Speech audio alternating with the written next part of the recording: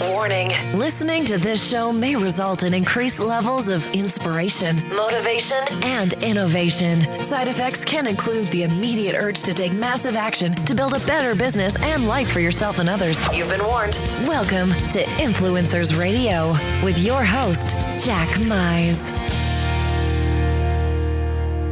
And welcome back to another episode of Influencers Radio.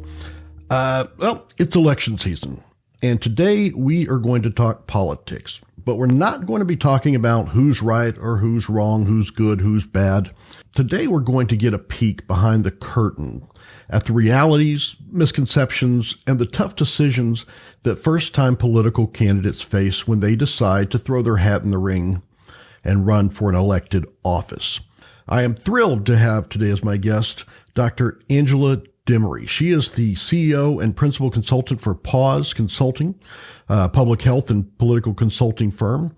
And through her experience serving as the COO of a startup company, congressional candidate herself, as well as a certified high-performance coach, Angela helps first-time political candidates put the infrastructure and fundraising in place so they can hit the ground running while ensuring that they have the mental, emotional, and physical stamina required to thrive on the campaign trail. So with that, Dr. Angela Demaree, welcome to Influencers Radio.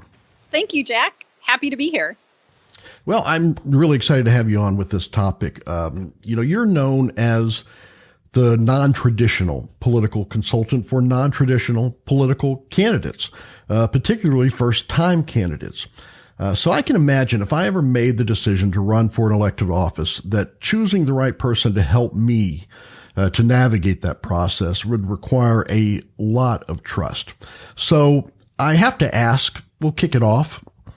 What is it that makes candidates feel so strongly about putting that trust into you?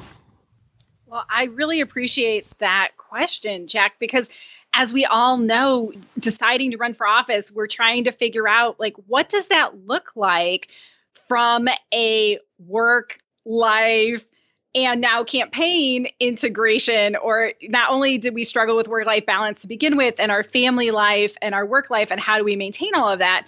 But now we're adding a campaign on top of it. And as you know, those are some long hours on the campaign trail, a lot of people. You've got to put your trust into volunteers and young staff. And you're going before the public eye for many people for the very first time. And, I ran for Congress in 2016. I was a first-time political candidate myself. I had previous experience working in Washington, D.C. as a lobbyist, so I saw the campaign cycle from what it looks like from an elected official's position in Congress, and then moving out to Indiana, back home again in Indiana, as we like to say here in the Midwest, and really understanding how much trust you have to put into people. And also, things work really differently in Washington, D.C. than they do locally on the campaign trail. And how do you really raise the trust, create the influence, raise the dollars, organize the volunteers, and keep people really excited for the long haul? And so I like to say, the candidates I work with really trust me because I'm walking shoulder to shoulder with them, just like I did in the military when I was deployed, and really walking with them every step of the way, from somebody who not only talks the talk, but who's actually walked the walk as a first-time political candidate herself. Well, I can say just listening to you has triggered about 5 questions. But I think the first one that I want to get into, when somebody's at the point where they've made the decision, right? So that's generally when you are working with someone. They've made the decision to become a candidate. They feel strongly about serving their community, and they see a problem that they think that they have a solution for. But let's step just a little bit back. What about the person that is almost there, trying to decide if they want to run for office? Let's kind of give them a quick education, if you will. So what is it that someone needs to know before they actually make that decision to run for office? Yeah. What office are you wanting to run for and why? One of the most common mistakes I see of first-time political candidates is that they decide they want to run for an office, and it's a complete and total mismatch for what the issues are that they're most interested in. So, for example, when we're talking about education and public school education, a lot of those issues are decided both in the state legislature or you have more hands-on approach at the local school board positions. But, running for Congress, you're only going to be able to really impact those policy issues from like a purse string perspective and an appropriations perspective. So really, if you have your heart and soul in a particular issue, really understanding where in the government process and as an elected official you can really create the greatest impact, because that's going to be what fuels you as you have to launch yourself out of bed each and every day running this campaign. And if there's a mismatch there, it's going to be really difficult to keep going when things are difficult or when the campaign just isn't going exactly how you hoped it would, or something unexpected crops up. But when you really connected to your why and you're really centered around your purpose of why you're running and why you want to make the impact you want to make, and it's really aligned with the office you're running for, that's a game changer. It's really remarkable because as you are describing that, and I've talked to and I've worked with a lot of entrepreneurs, all right, people that are bootstrapping ideas and startup companies, and the way you describe that.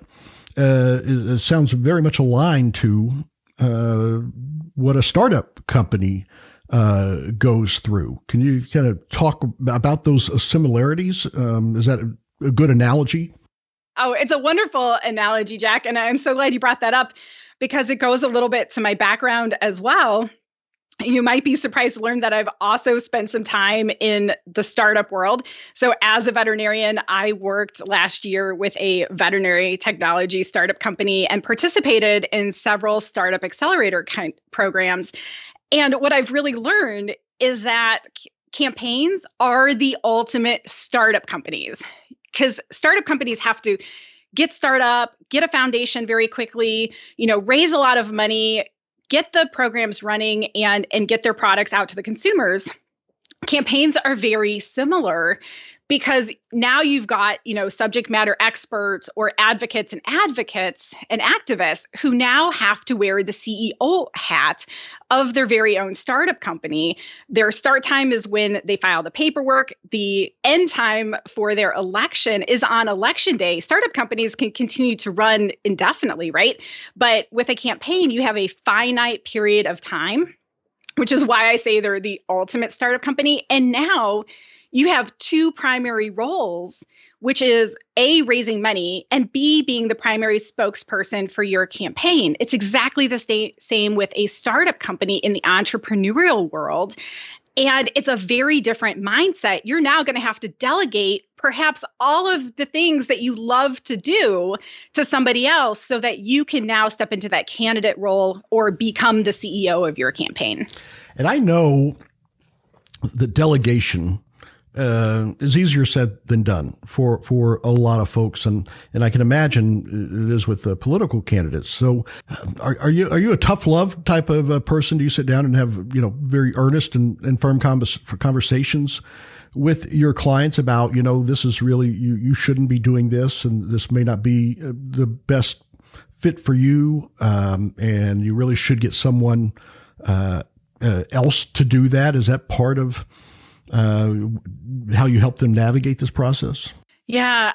And that's such a great question and such incredible insight. And while there's no doubt some uncomfortable conversations that have to be had, I really focus my efforts on supporting these candidates because they decided to really put their life out in the public eye for a very important reason to them, and one that resonates, through and through. So for me, it's about really setting the mindset up from the very beginning and getting the infrastructure in for the campaign organized so that these become very obvious answers and we work through the change, right? Having the courage to make those changes, having the courage to delegate those changes. So often we are not taking action because we're afraid of something. We're afraid of success. If we are successful, we have some outcome pain. And if we're afraid of that success, oh my gosh, we're going to attract the negative campaign ads, right? And so that adds a layer of things to it. If I delegate this, I'm turning over the keys of my life to a campaign staffer I barely know. And will they be good stewards? So just the process pain can be very frightening. And, the loss pain, we might lose something. We may not be able to be at every soccer practice for our kids. We may have other things that we're afraid of losing. And so what I do is I really work with them through this mindset process and through this infrastructure and framework, especially around courage, to figure out what is it exactly why we're not taking this action or why we're not delegating this task, and how can we be more successful, and help them come to their own conclusion about that. Because, we can lead a horse to water, but we can't make them drink. So it sounds like, similar to using that startup analogy, you're helping them quickly get in that mindset of becoming the CEO of their own campaign rather than the person that has their fingers in everything. Yep, absolutely. We've really got to get very focused very early on. If you don't have a brick foundation and infrastructure for your campaign, you're not going to get very far. You're going to be really frustrated. You're not going to be raising the dollars that you need to in order to run a successful campaign. You're not going to have the volunteers you need. You're not going to be garnering the support you need. And so really going through this framework and ensuring that you have all of the pieces of the puzzle and we're actually putting in a really strong brick foundation rather than just building a house of cards. Well, one of the things, one of the reasons I'm really excited to have you on here is because of the insight that you have. Politics, elections, it's something that just about everyone is familiar with, at least on the surface. And we all have kind of preconceived ideas, I'm sure, of what that election process is. But I think very few people actually have the privilege to look under the hood and see the mechanics of elections. And I'm sure that also goes for people that are first time candidates. So what do you think are the biggest misconceptions that first time candidates have about this process? Yeah, such a great question.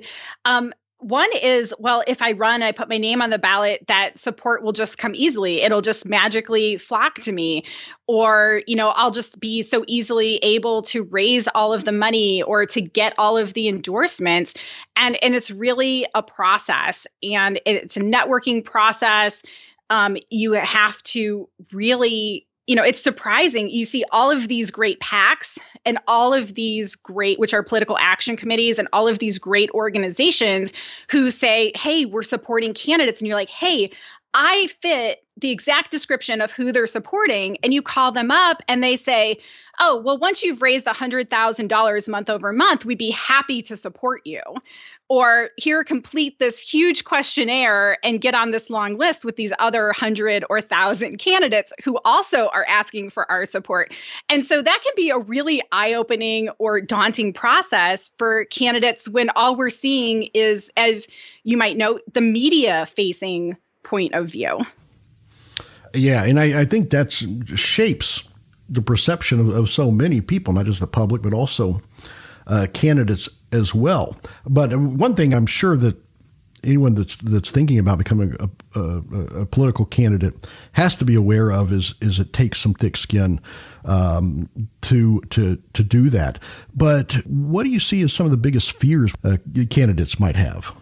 Well, Jack, I would really love to tell a story about a candidate I'm working with this election cycle, because I think it really highlights some of these fears or misconceptions and ties it all together.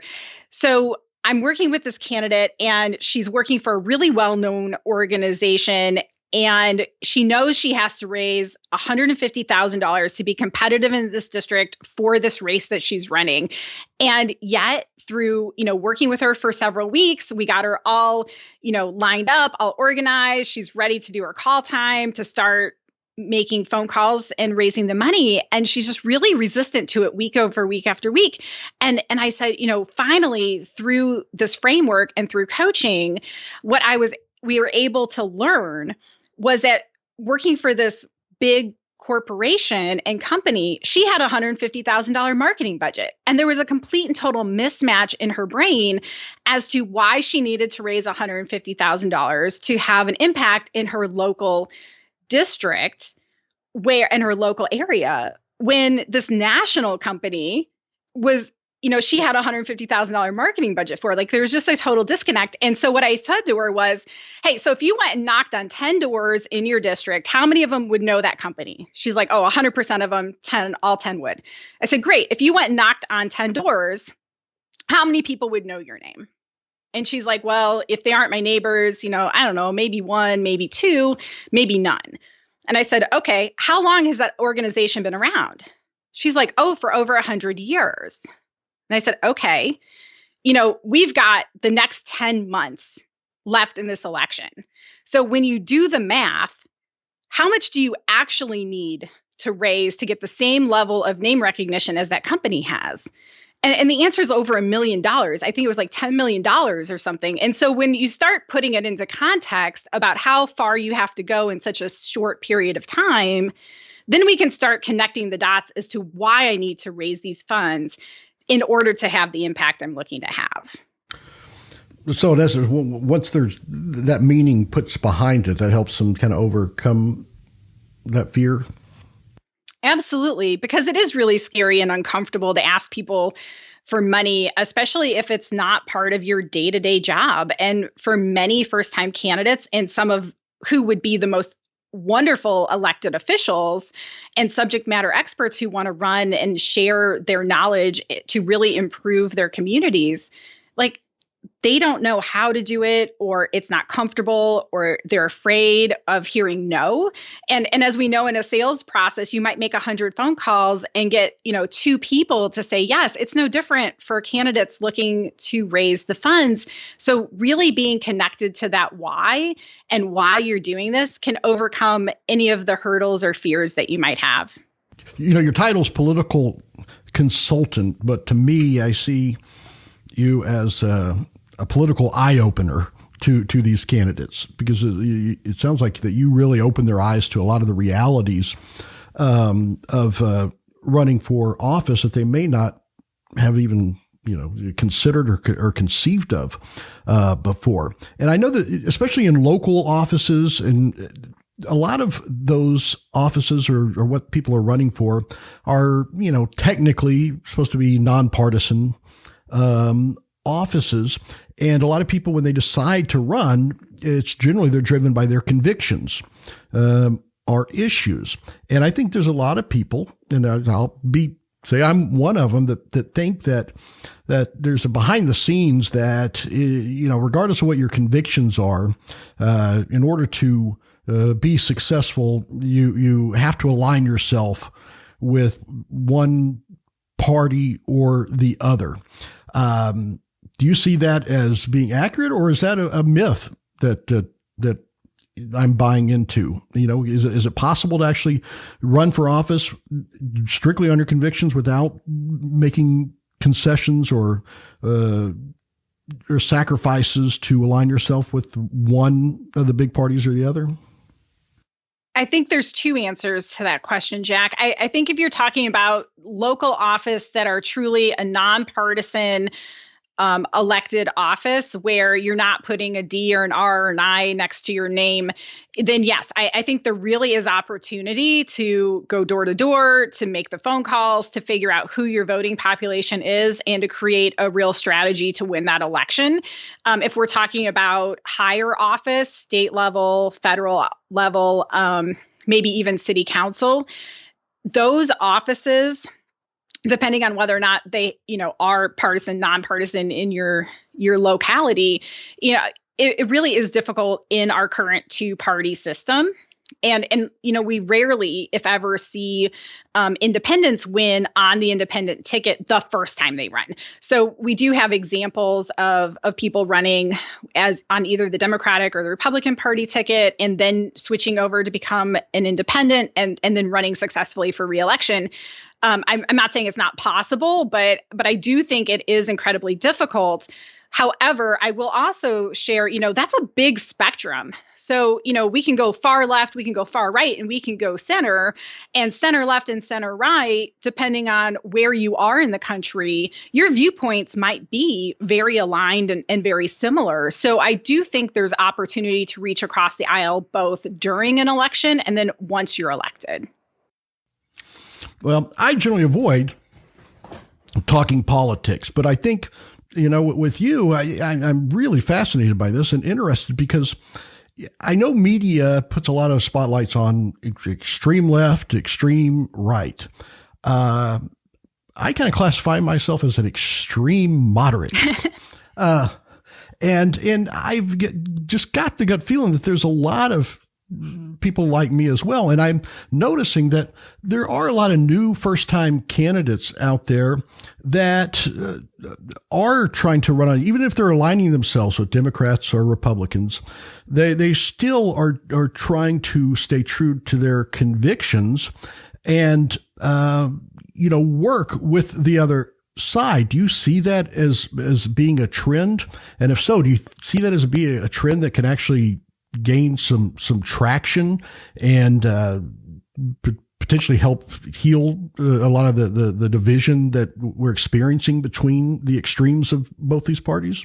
I do. I see that a lot, especially on the local level. So when we're looking at local politics, the county level politics, and how a lot of young professionals are organizing right now, there are some young professional political clubs that are cropping up, especially when we're looking in the Midwest in more rural areas, where they have members that are Democrats, Republicans, independents, libertarians, and they're all working together for the collective good, having really lovely debates and conversations and trying to come at politics from a place of understanding perspectives and how can we actually create meaningful impact within our communities. And those efforts really warmed my heart because part of why I ran for Congress in 2016 was because I was tired of the political infighting, the hyperpartisanship. I had been out in Washington, D.C. in 2007 to 2009 as a lobbyist. And, what I saw up close with members of Congress was more often than not them working together for the common good. And what we often see on the media, because it makes good news, is some more of the partisan bickering and infighting and things like that. But behind the scenes, people were really working together at the time. Now, fast forward to 2020, I think that realities become less and less.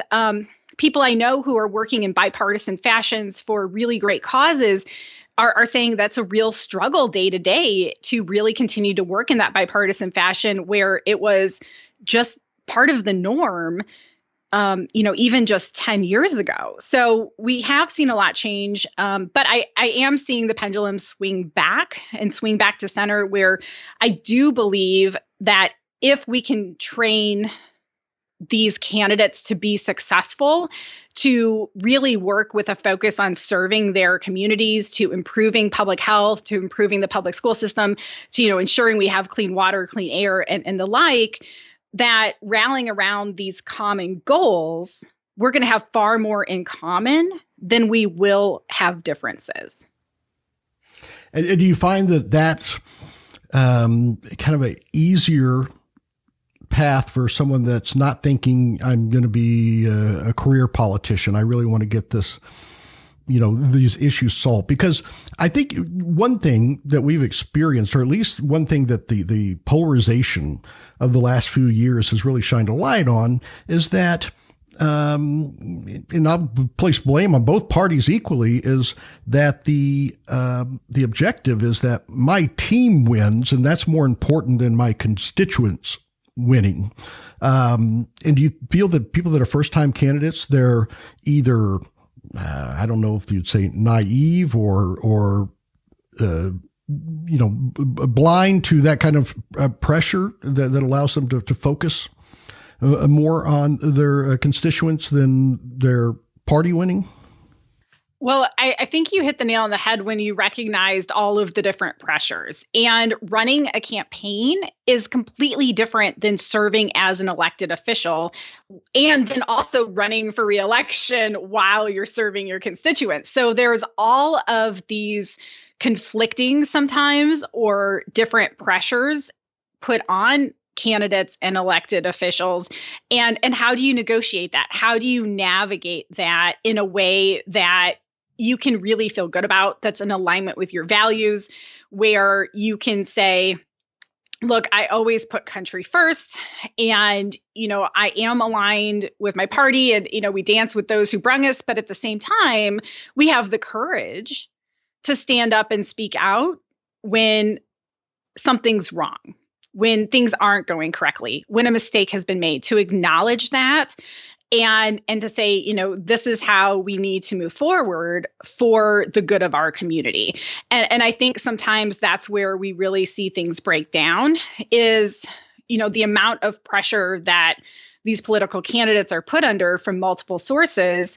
It can be very difficult to stay really connected to why you did this in the first place and why you're putting yourself out there and why you're serving your community, which is why, in my opinion, it's so important to be working with someone like me, with a certified high performance coach, somebody who's, walked the walk, who's served her country and who's run a campaign and seen all of these dynamics from all of these different perspectives, I think can just be so helpful to allow candidates and newly elected officials to navigate all of these different dynamics more successfully. You mentioned the word courage. Would you say that is probably one of the most important characteristics, knowing that things are going to be rough, knowing that things aren't going to go as planned and that they're going to experience some bruises, scrapes, and scars at the end of it? Yeah, and I like to hope and think that there's fewer bruises, scrapes, and scars when we've really been thoughtful and mindful and are taking care of ourselves with sleep and proper nutrition and things like that as well, because then we're poised to be making better decisions along the way.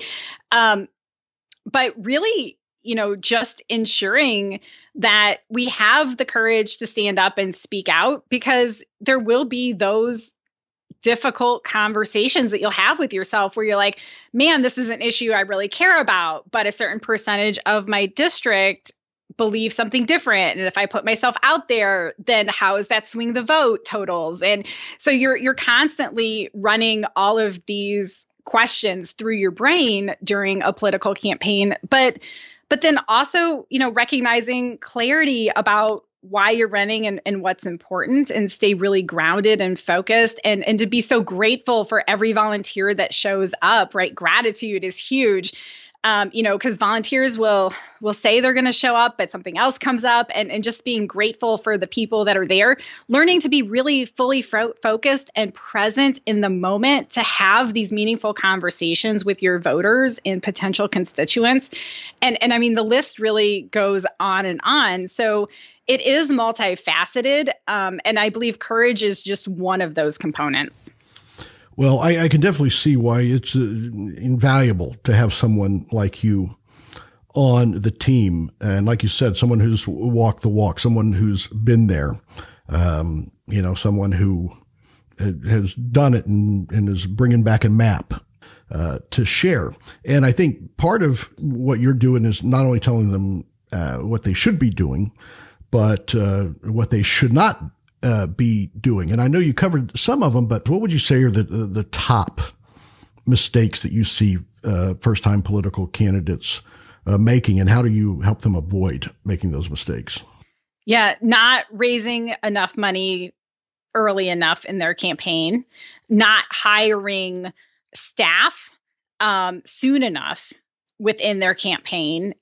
Sometimes we have these fixed or finite mindsets that oh my gosh, it took so long to raise these funds. And if I start hiring people, it's going to be gone. And yet we need TV ads and we need materials and we need yard signs and all of the things. But recognizing that hiring a great team will only allow you to continue to compound those efforts, and you'll be raising more funds and more successful because you have the additional help. So I would say that is one of the top mistakes. And I'll say, I hired my first staffer in February of 2016, and I wish I would have hired her sooner, because the level of which the campaign grew just from having extra effort and doubling those efforts, it's irreplaceable. So I definitely encourage, great staff is expensive, but not hiring them will cost you far more. So what is the commitment? And I'm sure it's different at different levels, but someone that's running on a local level, a lot of, especially in some smaller metropolitan areas, municipalities, these are people that are already kind of known in the community. They're business owners, or they're certainly not career politicians. Once someone makes that decision to run, what happens to that life that they're living? Is this like a complete shift that, no, you have to dedicate 100% of your focus and time on this election, at least until election day? Or is it something that they can continue running a business or doing what they're doing? And, how many of them are not aware of what that really takes? Yeah. And I think that really depends on what level of office you're running for and what your goals are. And so for every candidate who runs, I always encourage them to ask the question and to know, what if you don't win, what would make this a successful campaign? Because having that knowledge up front to know what your success markers are is so incredibly important, because you're going to spend an incredible amount of time, money, and effort running this campaign. And at the end of election day, somebody's going to win and somebody's going to lose. And if you happen to not be elected to that office, you really want to feel good about the impact that you created and the effort you put forth. And so it's just going to look different for every candidate. If you're like, hey, I'm not in a position to quit my job or those kinds of things, you can still run. You're just going to have to ask yourself, what are you willing to give up? Are you willing to give up time on the weekends? Are you willing to give up your evenings? When are you going to be dialing for dollars that's not on work time or impeding in family time? And when are you going to be supporting your campaign, and who do you have to help you? And I think just really working through and asking those questions and understanding what the infrastructure is, getting the buy-in with your family, and really ensuring that you have the social support around you to support you in that decision for the duration of the campaign is incredibly powerful. What an incredible perspective that is. That really is something I had not considered, that there could be a different benchmark for success other than winning. And I can see instantly why that could change someone's motivation and drive, because oftentimes when the election is over, even if I don't agree or don't like the losing candidate, I still have some sympathy for them, because in my mind, it was all for nothing. Did you help them establish maybe those alternate benchmarks for success that gives them maybe a different motivation as they're going through that election cycle? Absolutely. That's absolutely part of the process. And it's incredibly important. So, as a first-time candidate in 2016, going up against an incumbent, in an R+8 district as a Democrat, and everybody said, you're crazy. Why bother? Well, why bother is because incumbents have been defeated in every election since 1954. If you look at what the Brookings Institution put together on their vital statistics for Congress. And so with that knowledge and some expertise and understanding, how do I pull these numbers together? How is it possible to run? Is it possible to win? So we had all the data and the strategy. And my goal was to create an impact, was to have a more responsive member of Congress at the end of the day, and to elevate issues that weren't being talked about. And from those measures, we had an incredibly successful campaign. We flipped one of the 8 counties for the first time since redistricting, and we figured out a way to have real-time polling data, leveraging nothing more than available technology, volunteers, and my knowledge of statistics. That's one thing that as I was learning about you and really digging into your background, I recognize that you definitely have a talent for the data, right? And I know that's something that's obviously a big issue, especially in the national level right now. Are polls right or wrong, or what's the sources of the data? What is it that gives you that ability to recognize the data and interpret the data in a way that gives people confidence in where they stand, or lights a fire under them to push harder?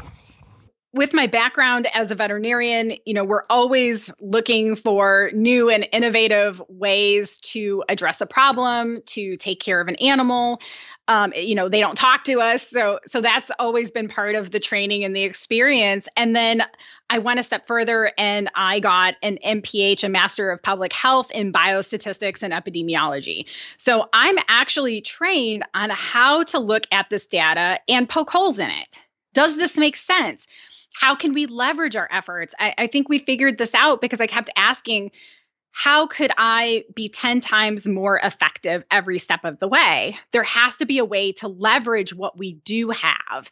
Instead of always being focused on what we don't have or what we're lacking, how can we 10x the efforts with what we currently have? So as we're looking at the data coming in, is this accurate? How could it be more accurate? How, will this hold true? Will this not hold true? And when we developed this polling method, I had no idea if these numbers were going to hold true or not. And all I knew was that the day before the election, we were trending upwards with 70% of the vote. I had all of these reasons in my head why that wasn't accurate data. And I said, I think it's going to be more like 65%. And we ended up winning the primary with 75% of the vote. So it proved out the model that we had tested in the primary. So then we could employ that and deploy that in the general election. So really to just be able to figure out something like that. And I guess it's no surprise that I would be involved in startup companies with that kind of a entrepreneurial mindset too. Well, that's one thing is I think your tactical and strategic value is undeniable, but I think the intangible is your passion about this.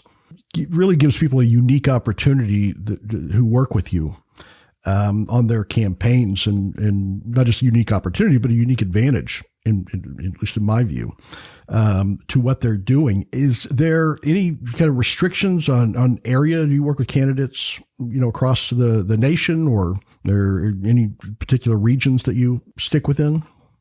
Yep. So I stay within the United States. I do not work with international candidates. I do not understand their local election laws, things like that. But any candidate across the United States, I've worked with candidates everywhere from a local office, city, county council, upwards. I've worked with candidates on the state level, state representative, state senate, all the way through Congress. So really happy to work with candidates at every level and have solutions for each of those areas specifically. So, I think it's obvious why someone would want to reach out to you if they're considering or made that decision. How would somebody find out more about you and getting involved in your process? Yeah, I would love to talk with anyone who's thinking about running for office or who wants to learn more about the programs that we have for candidates. So if you would like to go to my website, pawsconsulting.com/candidate, that's PAWS consulting.com.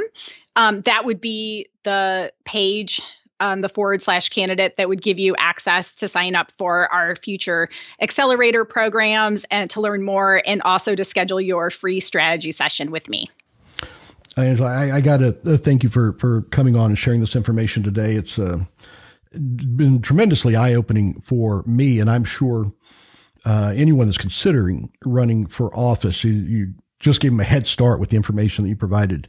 I know it's a very busy time for you, so I appreciate you taking the time to come on and discuss this today.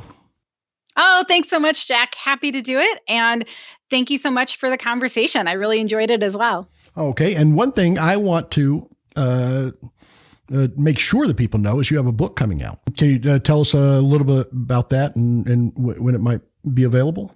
Absolutely. Thank you so much for asking. So it is the campaign survival guide, what every candidate needs to know to thrive on the campaign trail. It's what I wish I would have known before I ran for office, even with all of the experience I had.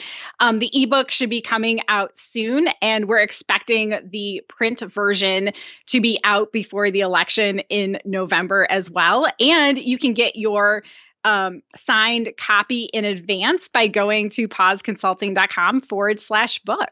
All right, folks, there you have it. Definitely, you need to check this out, especially if you're running for office or thinking about running for office. You know, Angela is just can provide some tremendous insights, and I feel it make a huge difference in helping those that are as passionate as her about making a difference in this world. So until next time on Influencers Radio, remember, you are the only real game changer. You've been listening to Influencers Radio. To get all past shows and updates on future shows, visit influencersradio.com today.